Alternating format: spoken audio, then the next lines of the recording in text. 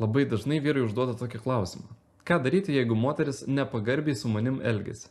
Ir apskritai, kaip sukurti tokius santykius, kuriuose moteris tave gerbia, kuriuose moteris rūpinasi tavimi, investuoja savo laiką ir laikosi tavo nustatytų principų.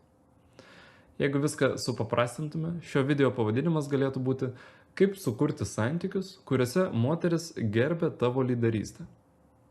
Aš įvardinsiu 6 pagrindinius principus. Jei tu jų laikysiesi, tai tikrai gausi santykius, apie kuriuos svajoji. Pažadu. Pirmas principas. Tu turi tikslų ir jų sieki. Ir čia kalbu ne šiaip norų kažkokių, ne šiaip planų galvoje, o realius tikslus, dėl kurių tu kasdien dedi pastangas. Ir svarbu ne tai, kiek jau pasiekiai. Tau gali būti 20, 35, nesvarbu. Tai, kad tu šiandien turi, yra antraeilis dalykas. Svarbiausia, ar judi pirmin, ar matai perspektyvą ateityje. Moteriai yra svarbus potencialas, kryptis, tavo gebėjimas kelti tikslą ir jo siekti. Dažnai būna taip, vyrui 30-35 metai, jis jau kažką pasiekęs, bet staiga patenka į krizę. Ten blogai su finansais, galbūt sveikata, apatija, stagnacija, jokio judėjimo pirmin. Ir čia svarbus momentas. Jeigu tu nesivystai, tai tu nestovi vietoje.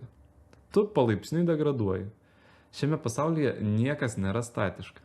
Ir labai dažnai moteris tai pradeda jausti kaip silpnumo ženklą. Tavo reikšmė santykiuose pradeda slinkti žemyn. O jei vyras apskritai neturi jokio tikslo gyvenime, tai tu niekaip negali būti lyderis. Ir moteris tai jaučia. Antras principas - tai teisingai sudėlioti prioritetai. Pirmoje vietoje visada turi būti tavo asmeniniai tikslai, tavo savirealizacija ambicijos. Antroje vietoje šeima ir trečioje vietoje moteris. Ir čia daugam kyla klausimas, juk jei tai mano žmona, tai ji ir yra man šeima. Ar kaip? Čia paaiškinu. Į šeimos sąvoką aš įtraukiu ir tėvus, ir šeimos instituciją apskritai kaip vertybę.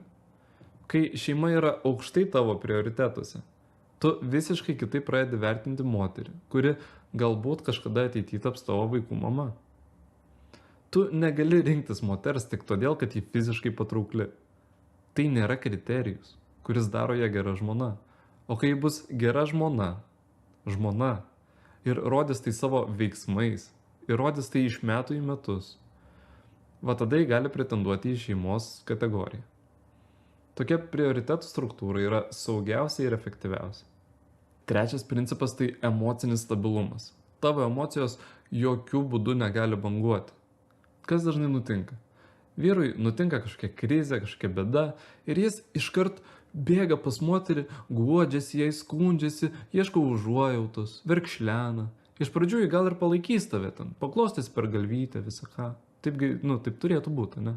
Bet ilgainiui pripažins tai kaip silpnumą ir pradės ieškoti naujo tikro lyderio. Tai visiškai natūrali atranka. Arba kita situacija. Agresijos protrukiai. Vyras konfliktinėse situacijose, jis su juo ginčijasi, kelia ultimatumus, daužo kumščių per stalą, o paskui pats atsitraukia, pats atsiprašo ir nesilaiko savo paties žodžių. Tokie svyravimai jie tik tai griauna tavo autoritetą. Emocinis nesuvaldomumas labai dažnai turi skaudžių pasiekmių. Reikia išsiugdyti gebėjimą kontroliuoti save visose situacijose, ypač konfliktinėse. Ketvirtas principas - tu turi būti pasiruošęs ją prarasti bet kurią akimirką. Skamba baisiai, bet kurią minutę, be dramų, tu turi būti pasiruošęs ją prarasti. Jeigu tam bus tikra priežastis. Tai turi būti toks aukso viduriukas. Kai santykiai geri, tu juos vertini, tau su jie gera, bet neturi būti jokios įtampos, jokio gailesčio, jeigu tu ją prarasi. Nes kai moteris pradeda griauti santykius, dauguma vyrų jau būna užkibę ant kabliuko. Žinot, jos reikšmė santykiuose jau ten kažkur, aukštai. Vyrai tiesiog nepasiruošia nutraukti tokių santykių. Net jei tam yra priimta priežastis. Jei tu nesi pasiruošęs išeiti, kai situacija to reikalauja, tai garantuotai bus didelė problema. Arba ji išeis pati, arba santykiai taps destruktyvūs.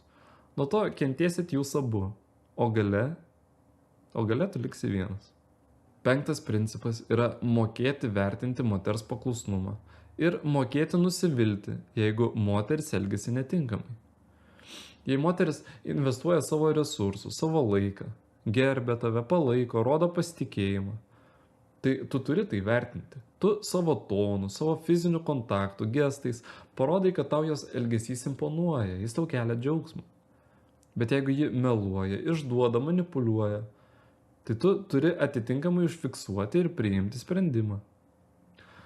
Nu, atrodytų, kad tai turėtų veikti automatiškai, bet realybėje dažnai būna visai atvirkščiai. Su stabilie, gera moterimi. Vyrui, žinot, kažko trūksta, jam nuobodu. O ta, kuri sukelia tikrą emocinę audrą.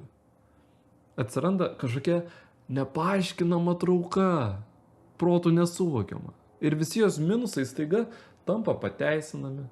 Man tai jau panašiau į moterišką santykių modelį. Gyventi emocijomis, žinot. Vyras, kuris elgėsi taip, kaip jaučia, jis yra pasmerktas nuolatiniams išgyvenimams. Su tuo reikia dirbti. Niekas už tave tavo mąstymo nepakeis. 6 principas tai paskutinis žodis visada priklauso tau. Čia aš kalbu apie sprendimų priėmimą. Ar tu gali deleguoti moteriai atsakomybę ties tam tikrais klausimais? Absoliučiai taip.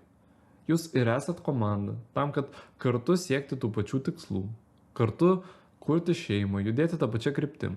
Bet tu visada turi paskutinio žodžio teisę, nes tu esi šeimos galva ir atsakomybė už šeimos gerovę, už šeimos saugumą. Irgi ne šitu, ne moteris tą daro. Ar galima nusileisti moteriai ten kažkokiose smulkmenose? Nu taip, galima. Bet esminiais klausimais, esminiais principais galutinį sprendimą visada priėmi tu. Ir tu žinai, kad moteris jo laikysis. Jei taip nėra, tai tu turi rimtų problemų, drauguži. Tokie santykiai automatiškai atsiduria rizikos zonoje. Paradoksas tas, kad kai vyras jaučia, jog sprendimai priklauso jam, o moteris jo 100% pasitikė ir klauso. Vyras jai tampa daug švelnesnis, geresnis. Jam nereikia stengtis demonstruoti į savo vyriškumą. Nes ir taip jaučia vidinį stabilumą. O kai moteris visada spaudžia, visada reikalauja ir niekad tau nenusileidžia, tai rodo, kad pasirinkimas buvo neteisingas. Na, arba santykių struktūra tiesiog išbalansuota. Kas irgi visai tikėtinas variantas.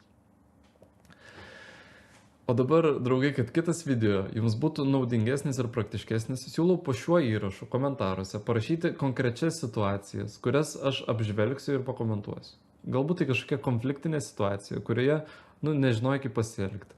Arba situacija, kur moteris kažką pasakė, kažką padarė ir tu nežinojai kaip tinkamai tai atreaguoti. Parašyk komentaruose, būtinai apžvelgsiu ir padarysiu apie tai naują video. Jei šis video jums buvo naudingas, paspauskit like ir laukit kito įrašo. Ačiū, kad žiūrėjote.